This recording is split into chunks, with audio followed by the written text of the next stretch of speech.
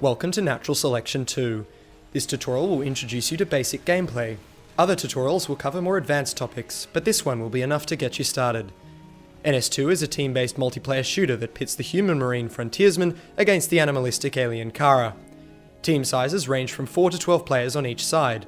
One player on each team plays as the commander and looks down on the battlefield from a strategy perspective. Each team starts at a random location on the map. The Marines start with a command station and the aliens a hive, each of which protect their team's commander.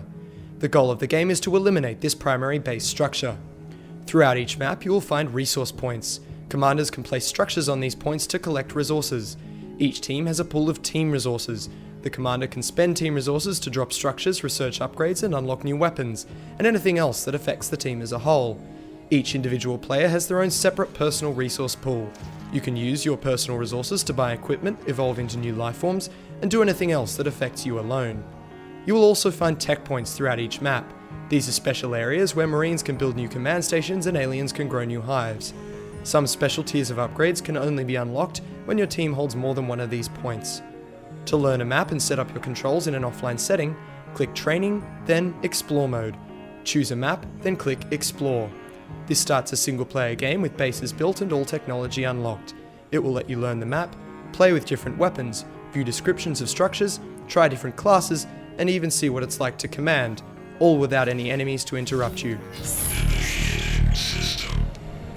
When you're ready to play your first game, click play and then wait for the browser to refresh.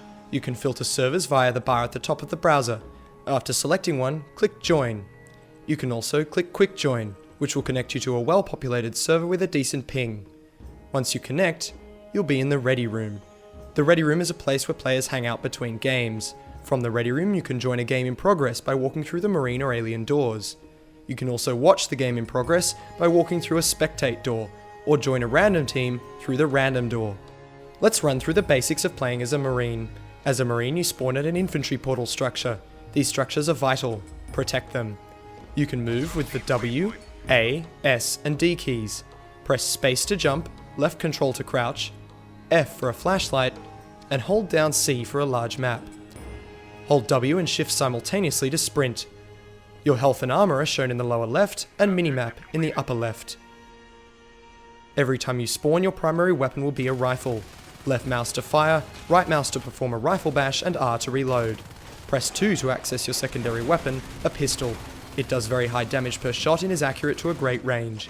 Press 3 to access the switch axe, which is great for destroying alien structures or being a badass when you're out of ammunition.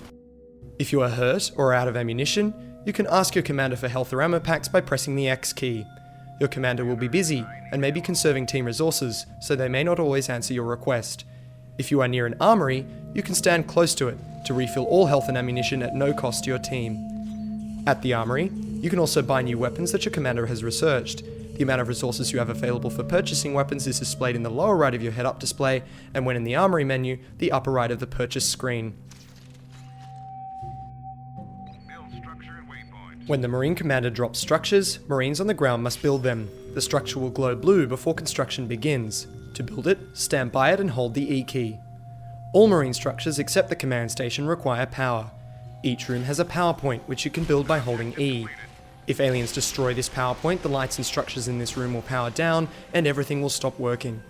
To restore the power you can rebuild it by pressing E. If you have a welder, you can repair it much faster. Now let's check out the alien side.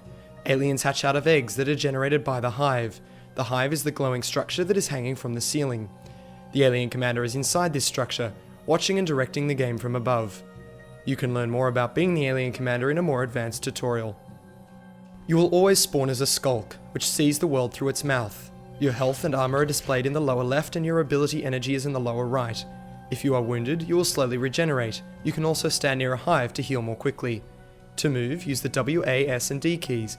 Unlike Marines, you're not bound to spend all your time on the floor. The skulk can run on the walls and ceilings. To do so, simply look up the wall and move forward. You can jump with the space key, move slowly and silently with the shift key, and detach yourself from a wall or ceiling with left control. Your primary attack is a bite, which is activated by left mouse. When playing as a skulk, try to keep off the floors. This will make you a much tougher target for Marines and improve your chances in combat. Also, every map has a ventilation network. These vents provide shortcuts between rooms and make great escape routes. Using these vents and your speed, you can become a deadly ambush machine. Press the B key to open the evolution menu. There are 5 alien life forms: the Skulk, Gorge, Lurk, Fade, and Onos. You can evolve into any life form at any time, provided you have sufficient personal resources. Life forms for which you have insufficient resources appear red. First, click on the life form you wish to evolve into. Next, select any traits you wish to add to your life form. Throughout the game, the commander will research new traits, such as extra armor or more speed. Once you have selected your traits, click Evolve. You are vulnerable while inside your egg, so be sure to evolve in a safe place. The green goop all over the place is infestation.